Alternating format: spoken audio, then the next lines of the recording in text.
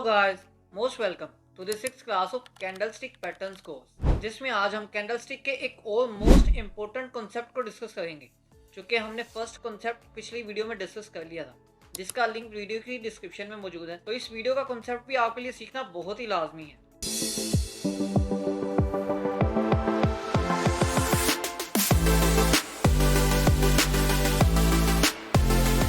तो यहाँ पर आज जो हम इस वीडियो में कॉन्सेप्ट को डिस्कस करने जा रहे हैं वो टेक्निकल एनालिसिस में बहुत ही इंपॉर्टेंट रोल प्ले करता है।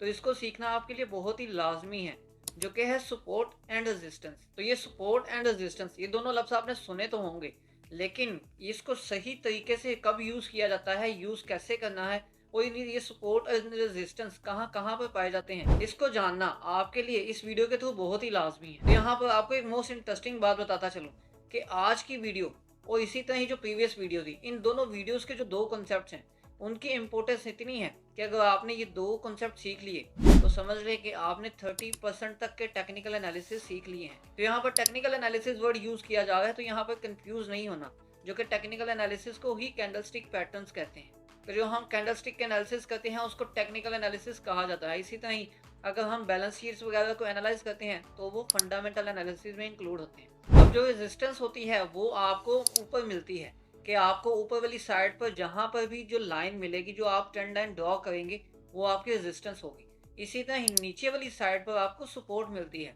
जो कि सपोर्ट लाइन कहलाती है, जिसको सपोर्ट जोन भी कहा जाता है। तो आज हम इन्हीं दो ऊपर की और नीचे की लाइंस की इंपॉर्टेंस को देखेंगे और उनको यूज कैसे करना है, उनको अंडरस्टैंड कैसे करना है, ये कंप्लीट देखेंगे। अब कैंडल के किसी भी पैटर्न में आपको सपोर्ट लाइन और रेजिस्टेंस लाइन दोनों ऊपर नीचे मिलती हैं। तो यहाँ पर आपने प्रेडिक्शन नहीं करनी। तो यहाँ पर आप काफी हद तक प्रेडिक्ट कर सकते हैं, लेकिन यहाँ पर प्रेडिक्ट करना नहीं होता। मतलब कि अगर प्रेडिक्ट ही नहीं करना तो करना क्या है यहाँ पर? तो यहाँ पर एक स्ट्रेटेजी यूज की जाती है जिसका नाम है प्राइस एक्शन स्ट्रेटेजी। यहाँ पर सब ट्रेडर्स और एनालिस्ट यही कहते हैं कि आपने इन सपोर्ट को और रेजिस्टेंस को देखकर प्रेडिक्शन नहीं करनी, बल्कि इन दोनों जोन्स को देखकर आपने प्राइस पर एक्शन लेना है। तो यहाँ पर स्टॉक मार्केट में एक बहुत ही फेमस जुमला सर्कुलेट करता है, चाहे वो कोई भी स्टॉक मार्केट हो, जो कि है प्राइस नेवर लाइज। मतलब कि प्राइस झूठ नहीं बोलती। अब इसका मतलब क्या है आपको पता है?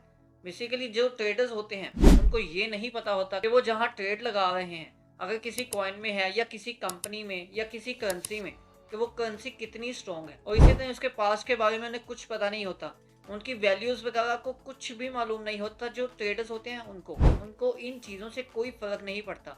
अगर आप किसी कंपनी को देखते हैं तो कंपनी की बैलेंस शीट्स को भी देखते हैं, कंपनी के एसेट्स, लायबिलिटीज, सारी जो चीज़ें हैं वो भी देखी जाती हैं। लेकिन ट्रेडर को इन चीज़ों के बारे में जानने का कोई फर्क नहीं पड़ता। ट्रेडिंग में सिर्फ एक ही चीज़ में फर्क पड़ता है, जो कि होती है प्राइस। तो ट्रेडर सिर्फ ये जानते हैं कि उस टाइम की प्राइस क्या चल रही है। मतलब कि उनका सिंपल सा कॉन्सेप्ट होता है, जो कि प्राइस ऊपर जाएगी तो मतलब कि बिजनेस जो है, कंपनी जो है वो ज़्यादा ग्रो कर रही है। अगर प्राइस नीचे आएगी तो वही जो कंपनी या वही जो बिजनेस या वही जो करेंसी होगी वो डीवैल्यू होगी, वो उतना ही लो परफॉर्म कर रही है। तो प्राइस अप तो बिजनेस अप, इसी तरह ही प्राइस लो तो बिजनेस लो। तो इसी सिंपल कॉन्सेप्ट के साथ ट्रेडर्स अपनी ट्रेडिंग लाइफ को गुजारते हैं। हम प्राइस के अकॉर्डिंग अपनी ट्रेड्स को सेटअप करेंगे, अपनी ट्रेड्स को लगाएंगे। ऐसा बहुत ट्रेडर से आपने सुना तो होगा। तो मतलब यही है कि वो ट्रेंड के साथ ही चलेंगे। अगर अपवर्ड ट्रेंड होगा तो अपवर्ड ट्रेंड के साथ चलेंगे, वो उस प्राइस के अकॉर्डिंग चलेंगे, और इसी तरह ही बाकी ट्रेंड्स को देखते हुए वो प्राइस के अकॉर्डिंग मूव करेंगे। तो आपको भी ऐसा ही करना है। तो ये ट्रेंड्स की कंप्लीट डिटेल, जो कि पिछला कॉन्सेप्ट है, वो आप लाजमी देखिएगा। टेक्निकल एनालिसिस में आपको वो कॉन्सेप्ट हासिल करना, उसको सीखना बहुत ज़्यादा लाजमी है। अच्छा यारो, यहाँ पर मैं एक बात बताता चलूँ कि ट्रेडिंग टोटली डिफरेंट है इन्वेस्टमेंट से। बट डोंट वरी, मैं आपको बिल्कुल ऐसे तरीके से समझाऊंगा कि एक छोटे बच्चे को भी समझ आ जाए कि ये ट्रेडिंग में टेक्निकल एनालिसिस की क्या वैल्यूज हैं और ट्रेडिंग में ये टेक्निकल एनालिसिस को कैसे अप्लाई किया जाता है। तो चलिए अब हम एक एग्जांपल के थ्रू अपने कॉन्सेप्ट को समझते हैं, जो कि है सपोर्ट का और रेजिस्टेंस का। अब एक नेट का जाल है, वहां पर आप टेनिस बॉल लेकर आते हैं।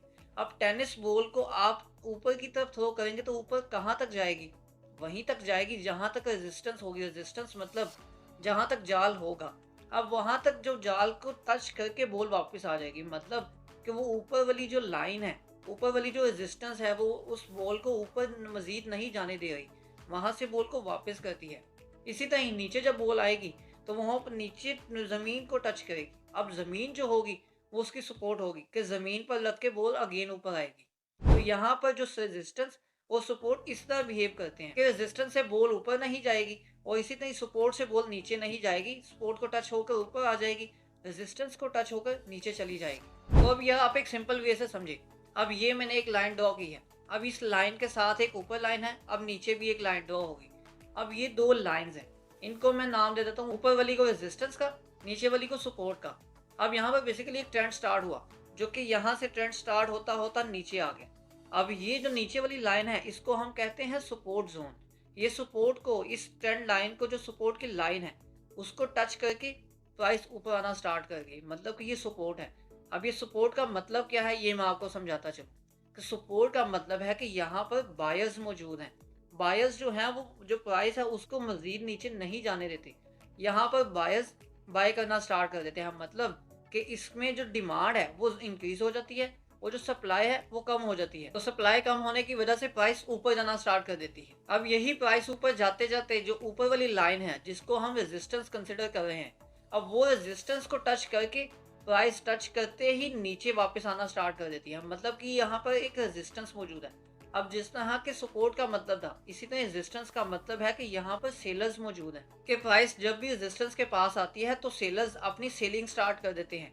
यहाँ पर सप्लाई जो है वो बहुत ज़्यादा हो जाती है और डिमांड कम हो जाती है। तो इसी वजह से, सप्लाई ज़्यादा होने की वजह से जो प्राइस है वो नीचे आना स्टार्ट कर देती है। अब यहाँ पर वर्ड प्राइस मैं यूज़ कर रहा हूँ कैंडल स्टिक्स के अकॉर्डिंग। तो हर जो कैंडल है वो हमें प्राइस को बताती है कि यहाँ पर प्राइस कितनी चेंज हुई है। एक कैंडल को हम प्राइस के अकॉर्डिंग समझते हैं। तो यहाँ पर जब भी प्राइस की बात होगी तो आपके जहन में जस्ट कैंडल स्टिक्स आनी चाहिए कि कैंडल स्टिक्स के साथ साथ प्राइस जो है ऊपर जा रही है।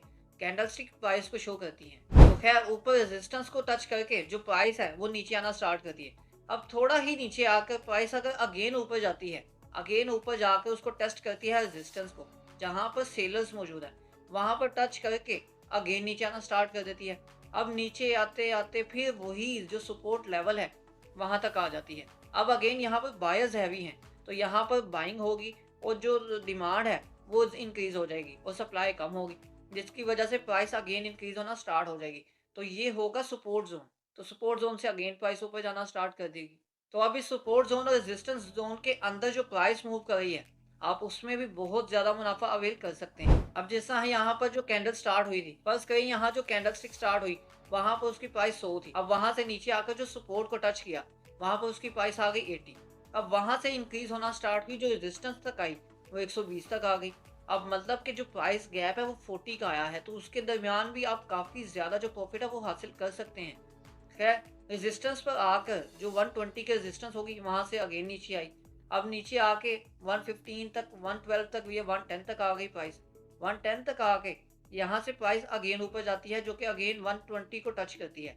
120 को टच करके अगेन जो है वो सपोर्ट लेवल तक, जो कि 80 का लेवल होता है, वहां तक आ जाती है। तो इस प्राइस की मूवमेंट को देखकर आप ट्रेडिंग कर सकते हैं। तो यहाँ पर आपने प्रेडिक्शन नहीं करनी, प्राइस के एक्शंस को नोट करना है, प्राइस के एक्शंस पर अपनी ट्रेड लगानी है। तो अभी इस रेजिस्टेंस और सपोर्ट के कॉन्सेप्ट को बताने के साथ साथ इसमें एक चीज जो और ऐड करता चलूँ, जो कि मोस्ट इंपॉर्टेंट है इसको सीखने के लिए, कि अगर फर्स्ट करें जो रेजिस्टेंस है वो यहाँ पर जो प्राइस है, रेजिस्टेंस को प्राइस टच करके ऊपर चली जाए तो वही जो रेजिस्टेंस होगी वो आपकी सपोर्ट बन जाएगी, वो आपका सपोर्ट जोन बन जाएगा कि अब वहां से नीचे आने के लिए प्राइस वहीं पर आकर ऊपर जाएगी। तो अब आपका जो रेजिस्टेंस जोन है वो मजीद कोई ऊपर वाला लेवल होगा। अगर ऊपर वाला कोई लेवल नहीं होगा तो जहां तक बाइंग बन सकती है, जहां पर जो आपकी प्राइस जाएगी और जहां से वापस ट्रेंड रिवर्स होगा तो वही लेवल आपका अगेन रेजिस्टेंस बन जाएगा जहां से ट्रेंड रिवर्स होगा। तो मतलब कि निचला बॉक्स खत्म हो गया तो अब ऊपर वाले बॉक्स की बारी आ गई है। तो ऊपर जो नीचे वाली तरफ से हमारे पास रेजिस्टेंस थी वही ऊपर वाले बॉक्स के लिए वो सपोर्ट बन चुकी है।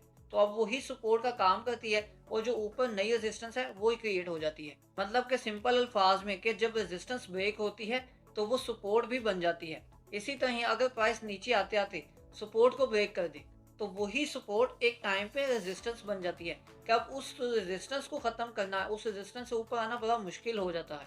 तो यहाँ से प्राइस मजीद नीचे चली जाती है तो नीचे जाकर कोई और सपोर्ट जोन बन जाता है। तो यहाँ पर ये चीज़ कॉन्सेप्ट में आपने लाजमी ऐड रखनी है, याद रखना है कि जो सपोर्ट जोन है, जो रेजिस्टेंस जोन है, दोनों ब्रेक भी हो सकते हैं, लेकिन जैसे ही ब्रेक होते हैं वहाँ पर उनका जो फंक्शन है वो तब्दील हो जाता है। अब यहाँ पर मैं आपको सपोर्ट क्या होती है और रेजिस्टेंस कहाँ से आती है, हम उसको कैसे ड्रॉ कर सकते हैं, उसके बारे में बताता हूँ। बेसिकली कोई भी एक टॉप आप उसको ड्रॉ करके उसको सपोर्ट या रेजिस्टेंस के अकॉर्डिंग जज कर सकते हैं। अब ये एक ग्राफ है, यहाँ पर आप देखें कि जो ऊपर वाली लाइन है, यहाँ पर मैंने ड्रॉ किया, ये अगर एक लाइन होगी, एक दफ़ा उस लाइन को टच किया है तो वो आपकी बन गई है रेजिस्टेंस।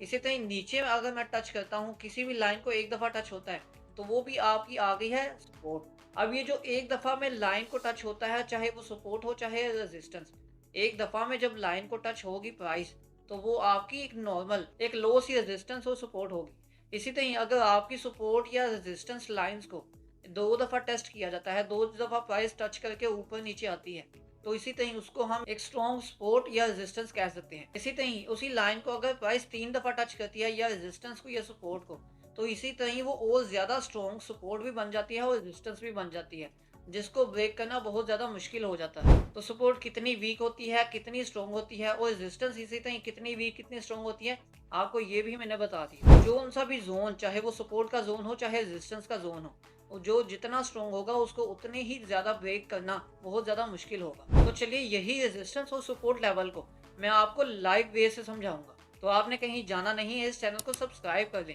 वीडियो अच्छी लगी है, वीडियो को लाइक और दोस्तों की हेल्प के लिए शेयर लाजमी करें, और नेक्स्ट वीडियो का वेट करें जिसमें हम लाइव सपोर्ट और रेजिस्टेंस जोन को देखेंगे और उनमें कैसे प्राइस सर्कुलेट करती है, और रेजिस्टेंस अगर ब्रेक होती है तो कैसे होगी, और कितनी रेजिस्टेंस स्ट्रॉन्ग होती है, कितनी जो सपोर्ट है वो स्ट्रॉन्ग होती है, और सपोर्ट कैसे टूटती है।